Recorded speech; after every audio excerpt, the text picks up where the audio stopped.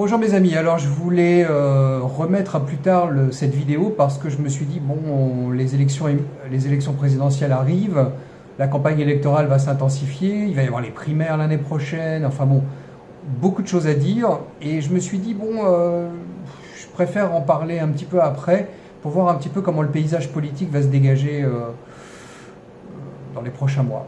Et puis, j'ai eu des questions, on m'a demandé, mais qu'aurait fait tel ancien président ou tel ancien président dans la situation actuelle au Moyen-Orient, etc. Et je me suis dit, tiens, c'est peut-être une bonne occasion de rappeler, pas de rappeler qui était Obama, parce que je vais parler d'Obama, bien sûr. Mais en fait, pourquoi les gens considèrent, pour beaucoup, que Biden n'est en fait qu'une marionnette manipulée par Obama. Et c'est pratiquement impossible à prouver aujourd'hui parce que on n'a pas d'éléments qui lient la politique de Biden avec Obama directement, personnellement. Par contre, il y a énormément d'indices. Bon, ce qu'on appelle en droit un faisceau d'indices. Bon. Alors, d'abord, il y a énormément de personnes de l'équipe d'Obama qui sont dans le cabinet de... Enfin, on appelle ça en anglais cabinet, je ne veux pas faire de mauvais jeu de mots.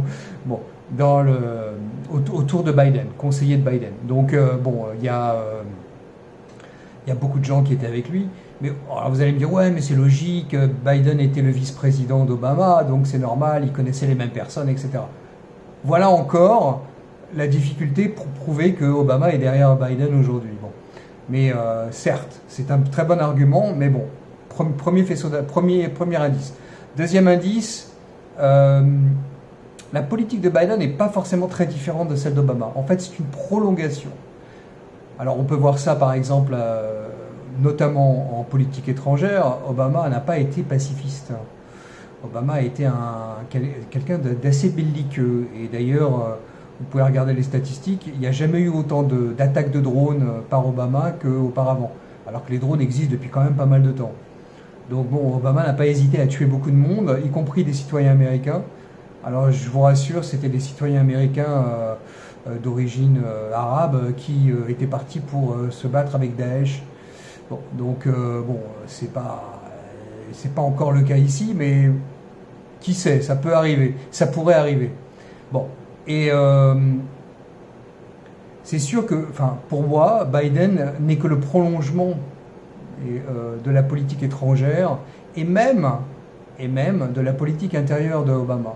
Par exemple, tout l'aspect green economy, c'est-à-dire transition écologique, enfin transition énergétique, enfin toutes ces falaises qui coûtent des milliards et des milliards pour rien du tout, ça avait été initié déjà par Obama. D'ailleurs, il y avait eu un scandale, le scandale de Solyndra à l'époque d'Obama avec les panneaux solaires, une boîte de panneaux solaires aux États-Unis qui avait fait faillite, qui avait reçu énormément d'argent du gouvernement fédéral à l'époque et qui a été passé évidemment sous silence parce que,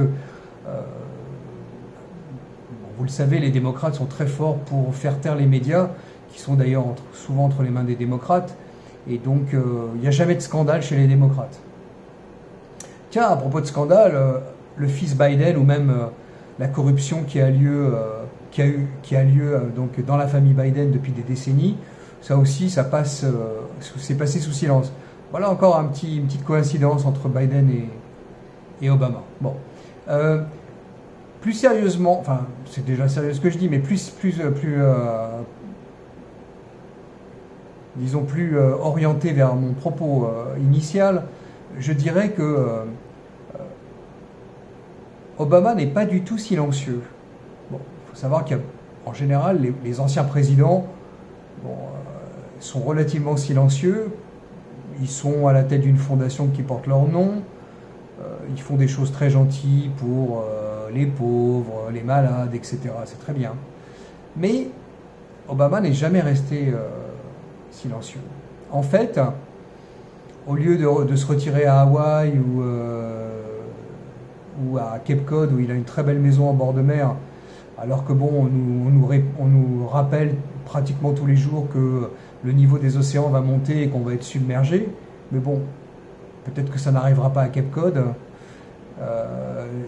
Qui sait. Mais il a gardé une maison à Washington DC, ce qui est très très très très rare chez les anciens présidents américains. Donc là aussi, c'est un petit indice. Bon. Il avait déclaré dans une vidéo à la fin de son deuxième mandat que s'il pouvait, il serait en jogging dans son basement, dans sa maison, et qu'il pourrait passer des coups de fil et diriger comme ça. Alors tout le monde a cru que c'était une blague. Mais vu l'état de santé de Biden et vu la similarité ou la complémentarité entre les politiques Biden et les politiques d'Obama, on peut se poser quand même des questions sérieusement. Bon, donc, Obama, le cas est encore devant la cour, si j'ose dire, mais on peut très certainement dire que c'est lui qui dirige de facto. Bon. Maintenant, il y a autre chose. Il y a son frère, Malik Obama, qui est sur Twitter et qui est très drôle parce que lui, pour une raison que j'ignore, parce que je ne le connais pas, hein, mais je le suis sur Twitter, c'est quelqu'un qui balance des trucs absolument incroyables sur Barack Obama. Il a notamment dit, bon, je vous passe sur Michelle Obama. Michelle, est-ce que c'est un homme, est-ce que c'est une femme, etc., etc. Bon, parce que ça, c'est des propos, on va dire, de comptoir. Et bon, moi, ça me fait marrer, mais c'est pas très sérieux et ça ne fait rien avancer. Bon. Par contre, ce qui est intéressant, c'est de comprendre qui il était exactement. Pas Malik, mais Barack. D'abord, il faut savoir qu'il s'appelle Barack Hussein Obama. Donc, il est évident qu'il y a une empreinte musulmane ou islamique chez lui. D'ailleurs, pendant très longtemps, il ne s'est pas fait appeler Barack Hussein Obama, mais Barry Soweto. Bon, parce qu'il a vécu très longtemps en Indonésie, qui est un pays à majorité musulmane, à très forte majorité musulmane. Bon. Donc, en fait, ce qui est extraordinaire, et ça c'est quelque chose que les médias français n'ont jamais voulu toucher, parce qu'évidemment, comme c'est un homme noir, donc on pourrait être taxé de racisme, mais il y a des questions tout à fait légitimes qu'il convient de se poser. Et Malik se pose ces questions. Et il se dit, mais en fait, c'est un homme qui a été fabriqué. Barack Obama est un homme qui a été fabriqué par l'État profond américain, justement parce qu'il était noir. La droite, les républicains n'iront pas jusqu'à se poser des questions extrêmement dangereuses parce que ce serait considéré comme raciste. D'ailleurs, les démocrates n'ont pas hésité à taxer toute question sur l'origine d'Obama de raciste. Bon, donc voilà.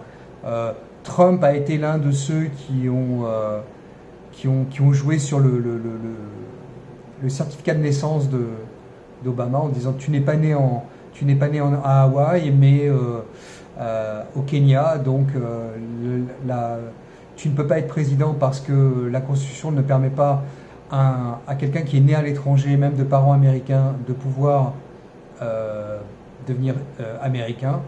Donc tous les Américains naturalisés ne pourront jamais être citoyens américains. Bon, c'est une règle. Moi, c'est pas le sujet de la vidéo, mais bon, ça me dérange pas. Mais je pense qu'effectivement, il a été fabriqué. Je pense que Malik a raison de se poser la question, en tout cas, de savoir qu'il a été fabriqué, que c'est une fabrication de l'État profond pour pouvoir mettre en place des politiques qui, venant de quelqu'un d'autre, auraient été totalement impopulaires, notamment Obamacare, notamment le lancement du printemps arabe qui a été une catastrophe.